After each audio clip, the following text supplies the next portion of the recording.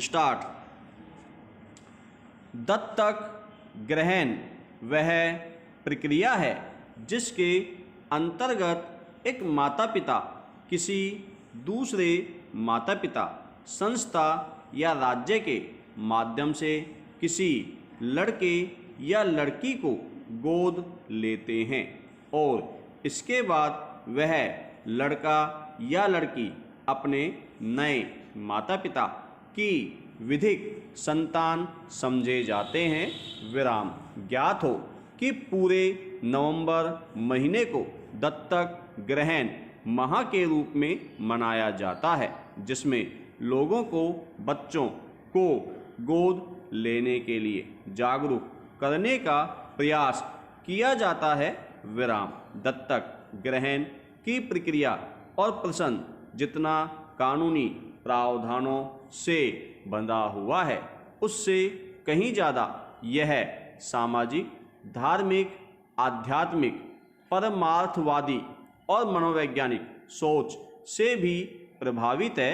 विराम पैरा। किसी बच्चे को गोद लेने के पहले और उसके बाद अनेक ऐसे सवाल उठते हैं जिनका संभावित उत्तर पाने का प्रयास हर वह व्यक्ति अथवा दंपत्ति करता है जिसने किसी बच्चे को गोद लेने के बारे में सोचा हो। विराम। भारत की बहुसंख्यक हिंदू आबादी, जहां हिंदू दत्तक ग्रहण एवं भरण पोषण अधिनियम 1956 के प्रावधानों के तहत गोद ले सकती है, वहीं गैर हिंदू धर्म का कोई व्यक्ति संरक्षक एवं प्रतिपाल्य अधिनियम 1890 के तहत किसी भी बच्चे का संरक्षकत्व हासिल कर सकता है। विराम।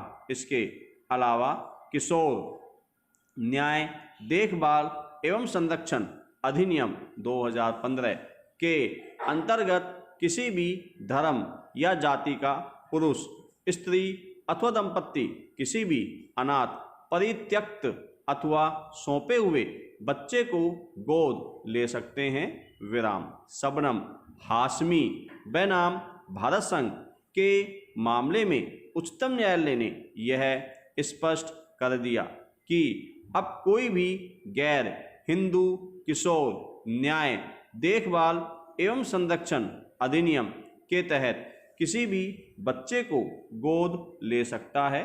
विराम। इस अधिनियम की धारा 56 से लेकर 73 तक में दत्तक ग्रहण से संबंधित समस्त प्रावधानों का उल्लेख किया गया है, जिसमें दत्तक ग्रहण का उद्देश्य भावी दत्तक ग्रहण अभिभावकों की योग्यता, भारतीय भावी अभिभावकों के द्वारा अपनाई जाने वाली प्रक्रिया, दत्तक ग्रहण हेतु किसी प्रतिफल की मनाही एवं प्रतिफल दिए जाने पर दंड दिए जाने की प्रक्रिया, दत्तक ग्रहण का प्रभाव, राज्य एवं केंद्र स्तरीय दत्तक ग्रहण संसाधन अभिकरण के लिए प्रावधान विशेष रूप से उल्लेखनीय है।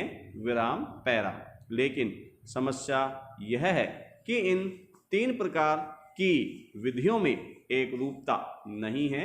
विराम। जहां हिंदू दत्तक ग्रहण एवं भरण पोषण अधिनियम के तहत दत्तक ग्रहण अंतिम और अविखंडनीय हो जाता है, यानी किसी भी स्थिति में बच्चे को छोड़ा नहीं जा सकता है, वहीं किशोर न्याय एवं देखभाल अधिनियम के तहत लिए गए बच्चे को अपवाद की परिस्थितियों में वापस भी किया जा सकता है।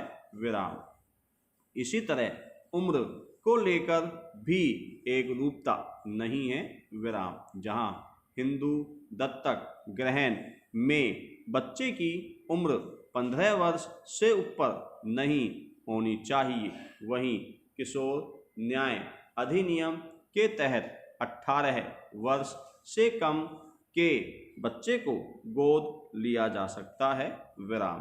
गोद लिए जाने वाले बच्चे की उम्र और गोद लेने की उम्र के बीच भी कम से कम 21 वर्ष का अंतर होना चाहिए, विराम पैरा।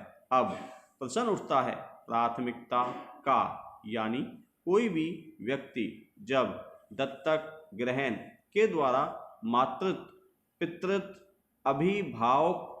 अभिभावकत्व अथवा संरक्षकत्व का दायित्व संभालने को तैयार होता है तो वह किसे चुनना चाहता है, पुत्र के रूप में लड़के को, पुत्री के रूप में लड़की को, नवजात शिशु को, या फिर 18 वर्ष से नीचे के उम्र के किसी भी बालक या बालिका को, या फिर विशेष आवश्यकता वाले किसी दिव्यांग बच्चे को, विराम।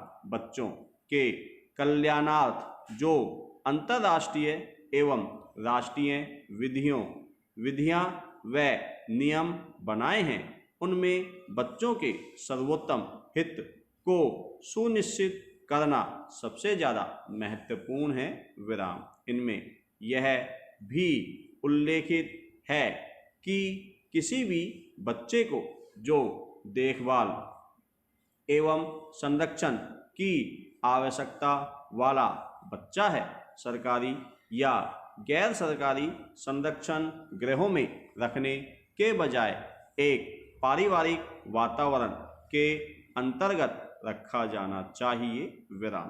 परिवार जैसी सामाजिक संस्था जो सहयोग, समर्पण, सामंजस्य और संवेदनशीलता के आधार स्तंभों पर टिकी होती है, वहाँ एक बच्चे का सर्वांगीण विकास सुनिश्चित होता है, इसमें कोई संदेह नहीं है, विराम पैरा। लेकिन इन सब के बीच जब भारत के अनाथ और परित्यक्त बच्चों का सवाल आता है तो यह एक गंभीर समस्या का एहसास कराता है, विराम। संयुक्त राष्ट्र बाल कोष यूनिसेफ के आंकड़े बताते हैं कि भारत में अनाथ और परित्यक्त बच्चों की आबादी लगभग 3 करोड़ तक पहुंच चुकी है, विराम। चिंता की बात तो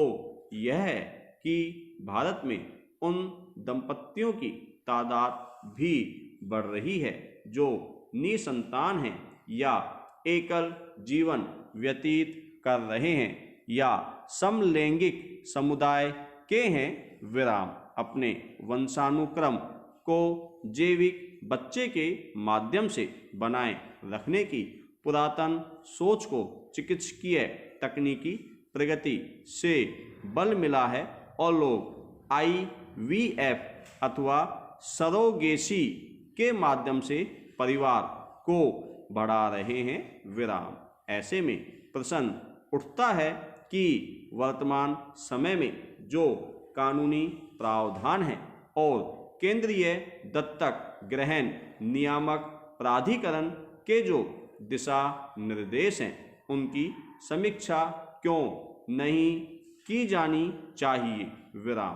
कहीं ये नियम कानून इतने कठोर तो नहीं हैं कि लोग इन उलझनों में पड़ना ही नहीं चाहते हैं, विराम पैरा।